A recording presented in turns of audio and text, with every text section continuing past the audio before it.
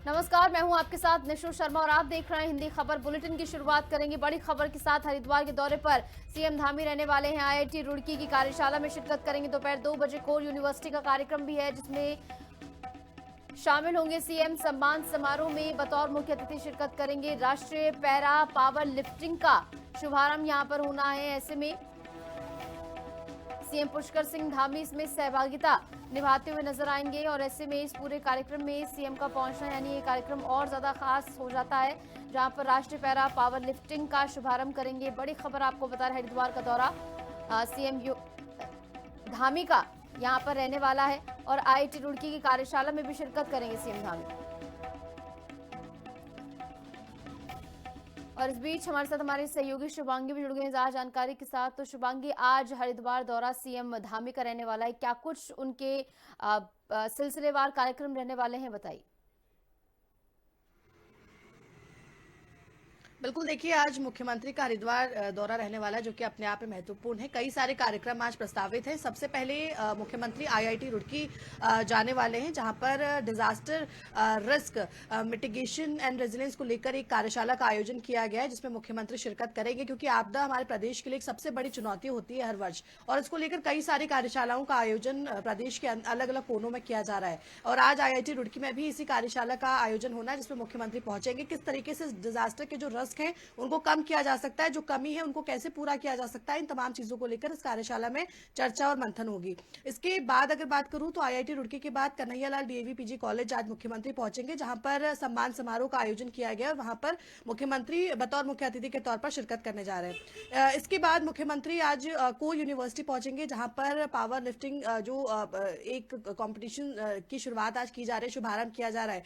और क्योंकि देवभूमि को खेल भूमि भी बनाने का प्रयास सरकार कर रही है, चाहे पावर लिफ्टिंग की बात हो, चाहे अन्य खेलों के आयोजन की बात हो, लगातार प्रदेश के अंदर ऐसे कॉम्पिटिशंस करवाए जा रहे हैं, ऐसे खेल विभाग द्वारा खेलों का आयोजन किया जा रहा है, जिससे जो यहाँ पर प्लेयर्स हैं उनको ज्यादा प्रोत्साहन जो है दिया जा सके। और ऐसे ही आज ये कार्यक्रम रहने वाला है, जहां पर मुख्यमंत्री शिरकत करेंगे और वहां पर जो खिलाड़ी पहुंचेंगे, जो पावर लिफ्टिंग के लिए जो वहां पर लोग आएंगे, उनका भी उत्साहवर्धन करते हुए नजर आएंगे।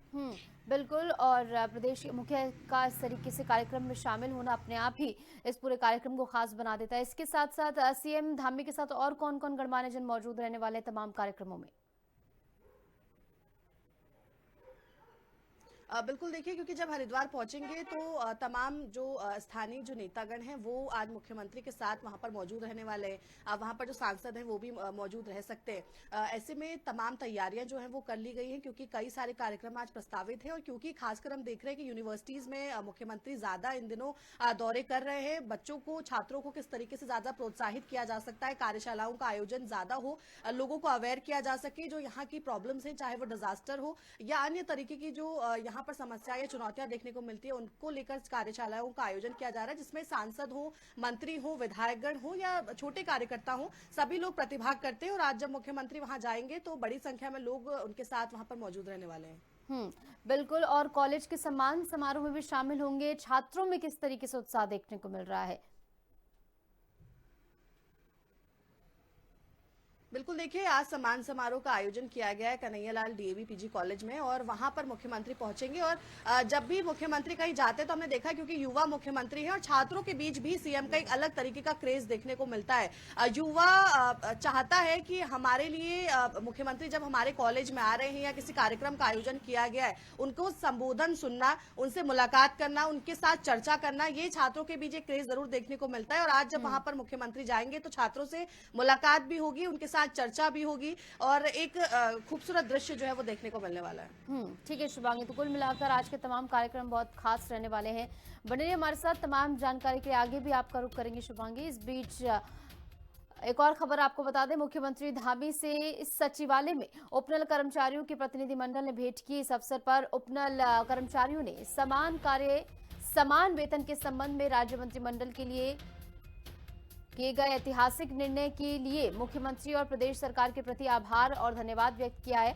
उपनल कर्मचारियों ने कहा कि ये लंबे समय से इसकी मांग की जा रही थी और ये निर्णय लंबे समय से चली आ रही उनकी मांगों को पूरा करने के साथ साथ उनके सम्मान और आर्थिक सुरक्षा की दिशा में एक महत्वपूर्ण कदम भी है। इस फैसले से प्रदेश के हजारों उपनल कर्मचारियों में उत्साह और विश्वास का वातावरण बना है। तो उधर मुख्यमंत्री धामी ने इस अवसर पर कहा कि राज्य सरकार उपनल कर्मियों के हितों की रक्षा, उनके सम्मान और भविष्य को सुरक्षित करने के लिए पूर्ण रूप से प्रतिबद्ध है। मुख्यमंत्री ने यह भी कहा कि उपनल कर्मचारी राज्य की प्रशासनिक व्यवस्था की एक महत्वपूर्ण कड़ी है और उनके योगदान को सरकार पूरी गंभीरता से मान्यता देती है। साथ ही प्रदेश सरकार कर्मचारियों के कल्याण से जुड़े सभी मुद्दों पर संवेदनशीलता के साथ कार्य कर रही है। ये बात सीएम की ओर से यहाँ पर कही गई। बढ़ेंगे आगे। उत्तराखंड में समान नागरिक संहिता यानी कि यूसीसी को लागू हुए लगभग 1 साल पूरा होने जा रहा है। 27 जनवरी 2025 को प्रदेश में लागू हुई यूसीसी को लेकर आम जनता में सकारात्मक माहौल देखने को मिल रहा है। चारों तरफ लोग इसकी सराहना कर रहे हैं और बड़ी संख्या में नागरिक तेजी से पंजीकरण के लिए आगे भी आ रहे हैं। इसको लेकर मुख्यमंत्री पुष्कर सिंह धामी ने कहा कि यूसीसी सभी नागरिकों की सुरक्षा और समान अधिकारों की गारंटी है। यूसीसी का अच्छा प्रभाव है और सभी लोग उसको बहुत सराह रहे हैं। चारों तरफ जो है आज तेजी से रजिस्ट्रेशन भी करा रहे हैं, आ रहे हैं और ये सुरक्षा का भी, सबकी सुरक्षा की गारंटी है इसमें। हाँ, 27 तारीख को चालू। नीति आयोग की तरफ से जारी निर्यात तैयारी सूचकांक 2024 में उत्तराखंड ने छोटे राज्यों की श्रेणी में पहला स्थान हासिल किया है। इस उपलब्धि के साथ उत्तराखंड ने देश भर में अपनी मजबूत पहचान बनाई है। रिपोर्ट के मुताबिक ये सफलता राज्य की निर्यात नीतियों, बेहतर कारोबारी माहौल और मजबूत बुनियादी ढांचे का नतीजा मानी जा रही है। तो वहीं नीति आयोग की इस रिपोर्ट में राज्यों के निर्यात के लिए तैयारियों का आकलन किया गया है। इसमें इंफ्रास्ट्रक्चर, कारोबारी इकोसिस्टम, नीतिगत सहयोग और निर्यात प्रदर्शन जैसे पहलुओं को आधार बनाया गया है। उत्तराखंड ने इन सभी मानकों पर बेहतर प्रदर्शन करते हुए शीर्ष स्थान हासिल किया है। उत्तराखंड को हमारे जो ऐसे हिमालयन राज्य हैं, इन राज्यों की श्रेणी में तैयारी सूचकांक में पहले नंबर उस इंडेक्स में हमारा आया है। ये हमारे लिए बहुत प्रोत्साहन भी है और आगे काम करने के लिए प्रेरणा भी है। हम आदरणीय प्रधानमंत्री श्री नरेंद्र मोदी जी की प्रेरणा से, उनके मार्गदर्शन में लगातार जो भारत सरकार के नियम हैं या नीतियां हैं, उन सभी को धरातल पर उतार रहे हैं और उसके अनुरूप कार्रवाई कर रहे हैं। और उत्तराखंड आज कई मामलों में देश के जो अग्रणी राज्य हैं, उन राज्यों की श्रेणी में आ रहा है। ये हमारे प्रधानमंत्री जी के कथन को भी चरितार्थ कर रहा है कि 21वीं सदी का ये दशक उत्तराखंड का होगा। उत्तराखंड में पहचान छुपाकर शादी करने पर अब यूसीसी के तहत अमान्य उसे घोषित किया जाएगा। इसका मुकदमा अदालत में चलेगा। इससे पहले यूसीसी में यह प्रावधान नहीं था। कैबिनेट ने गुरुवार को यूसीसी में संशोधन को मंजूरी दी है। इसके अलावा भी कई संशोधन किए गए हैं। पहले सचिव स्तर पर अधिकारी रजिस्ट्रार जनरल बन सकता था, अब इसे अपर सचिव कर दिया गया है। अपर सचिव स्तर के अधिकारी भी रजिस्ट्रार जनरल बन सकते हैं। इसके अलावा सब रजिस्ट्रार को भी अपील का अधिकार दिया गया है। इससे पहले रजिस्ट्रार को अपील का अधिकार दिया गया था।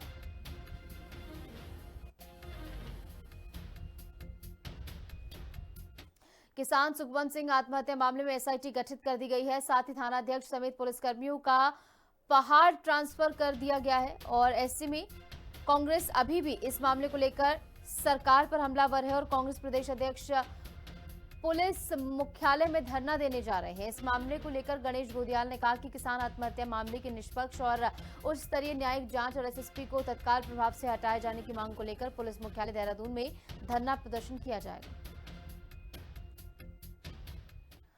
उधम सिंह नगर निवासी सुखवंत सिंह की आत्महत्या के मामले में पुलिस मुख्यालय ने बड़ी कार्रवाई की है। निष्पक्ष जांच और पारदर्शी प्रक्रिया सुनिश्चित करने के लिए पुलिस महानिदेशक के निर्देश पर एक उच्च स्तरीय विशेष जांच टीम का गठन किया गया है। साथ ही मामले से जुड़े 12 पुलिसकर्मियों का तत्काल प्रभाव से दुर्गम जनपदों में तबादला भी कर दिया गया है। एसटीएफ आईजी नीलेश आनंद भरने 5 सदस्यीय एसआईटी के अध्यक्ष होंगे। टीम में अजय गणपति, एसपी चंपावत, वंदना वर्मा, सीओ टनकपुर, निरीक्षक दीवान सिंह बिष्ट और उप निरीक्षक मनीष खत्री शामिल है।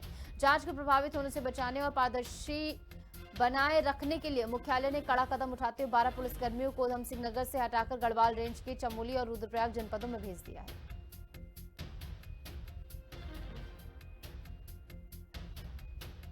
जनपद नैनीताल के काठगोदाम थाना क्षेत्र में 10 और 11 जनवरी की रात्रि को एक व्यक्ति की आत्महत्या का प्रकरण सामने आया था। इस मामले में एक वीडियो भी वायरल हुआ था मामले की गंभीरता और संवेदनशीलता को देखते हुए पुलिस मुख्यालय ने एक निर्णय लिया जिसमें एक एसआईटी का गठन किया गया है। इस एसआईटी की अध्यक्षता श्री नीलेश आनंद भरणे आईजी एसटीएफ के द्वारा की जाएगी। इनके सहयोग के लिए 4 अन्य सदस्यों को नामित किया गया है तथा एसटीएफ की टीम भी इनके तकनीकी सहयोग के लिए मौजूद रहेगी। मेल में और वीडियो में कतिपय व्यक्तियों के खिलाफ कुछ आरोप लगाए गए हैं, साथ ही कुछ पुलिसकर्मियों के खिलाफ भी संगीन आरोप लगाए गए हैं। मामले की जांच रेंज स्तर पर करके तत्काल 15 दिवस में आख्या मुख्यालय को उपलब्ध करवाई जाएगी। कांग्रेस पार्टी की तरफ से कुछ समय पहले ही उत्तराखंड में नए जिला अध्यक्षों की नियुक्ति की गई है। ऐसे में उनका राजनीतिक और पार्टी के कार्यशैली से अवगत कराने के लिए हरियाणा और उत्तराखंड के कांग्रेस जिला अध्यक्षों का कुरुक्षेत्र में 10 दिवसीय प्रशिक्षण शिविर शुरू किया गया है, जहां पर जिला अध्यक्ष के साथ साथ दोनों राज्यों के प्रदेश प्रभारी, प्रदेश अध्यक्ष और नेता प्रतिपक्ष सभी शामिल होंगे। निश्चित तौर पर देखिए, जिस तरह से जो संगठन सृजन का कार्यक्रम हमारा पूरे 27 ब्लॉकों में, जिलों में यहाँ चला था उत्तराखंड में, और आज हरियाणा में जो हमारा प्रशिक्षण शिविर चल रहा है, उस प्रशिक्षण शिविर में जो हमारे अध्यक्ष लोग, तमाम लोग वहाँ शामिल हैं, चाहे महानगर अध्यक्ष हो चाहे जिला अध्यक्ष हो, उन तमाम लोगों को वहाँ पर ट्रेनिंग दी जा रही है। और मैं समझता हूँ आने वाले कल में जब वो अपने क्षेत्रों में लौटेंगे तो वहाँ से जो सीख कर आएंगे उसको धरातल पर इस तरह का काम जो पिछले, मैं समझता हूँ 25 सालों में नहीं हुआ, इस बार धरातल पर हम वो काम करेंगे और भाजपा को दिखाने का काम करेंगे कि जो लगातार आप पिछले कई सालों से जो बूथ स्तर पर जो गड़बड़ियां आप करते रहे, वो गड़बड़ियां इस बार आप नहीं कर पाएंगे और मुंह की खाने के लिए आप तैयार रहिए।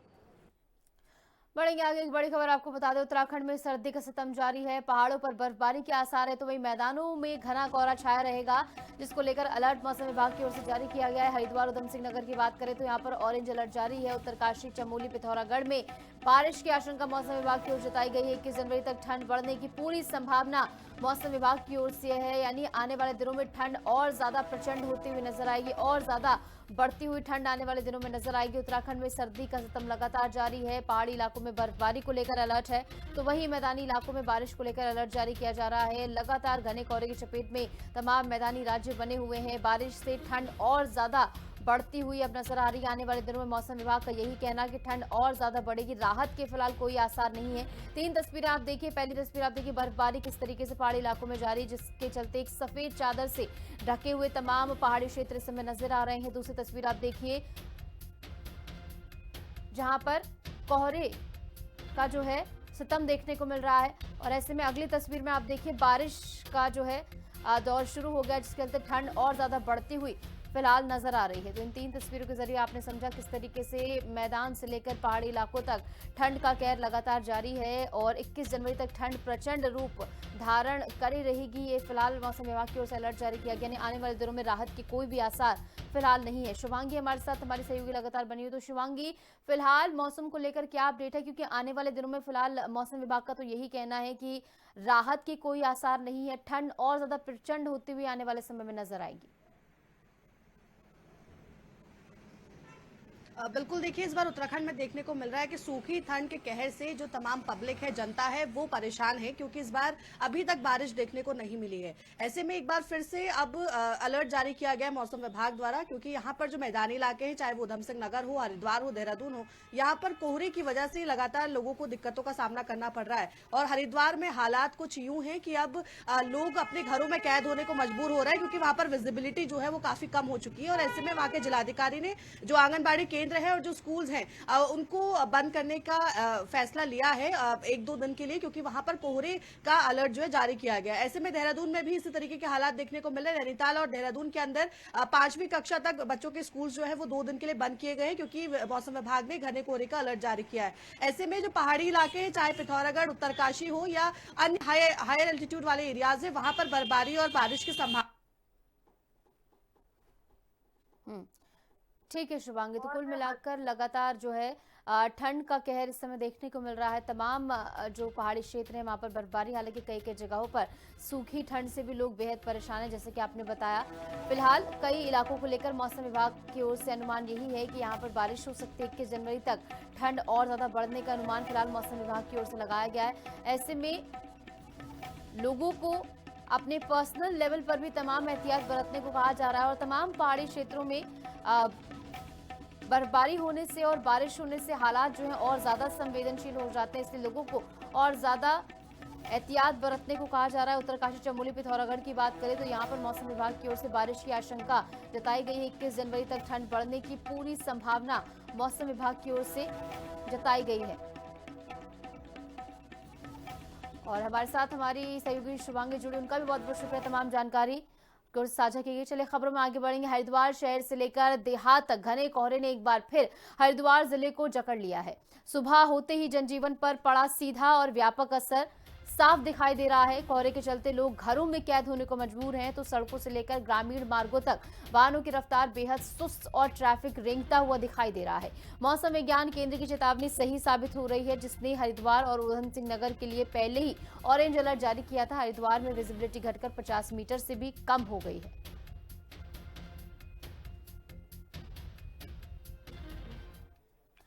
और इस बीच हरिद्वार से इस वक्त की बड़ी खबर सामने आ रही है। हर की पौड़ी पर गैर हिंदुओं की नो एंट्री को लेकर यह खबर है, जहां गंगा सभा ने खुलकर यहां पर विरोध जताया है और ऐसे में पोस्टर लगाकर यहां पर एंट्री का विरोध किया गया है। धार्मिक परंपराओं की रक्षा सर्वोपरि है, गंगा सभा की ओर से कहा गया है। तो ये बड़ी खबर हम आपको बता रहे हैं, जहां पर हर की पौड़ी पर गैर हिंदुओं की नो एंट्री को लेकर एक खबर है।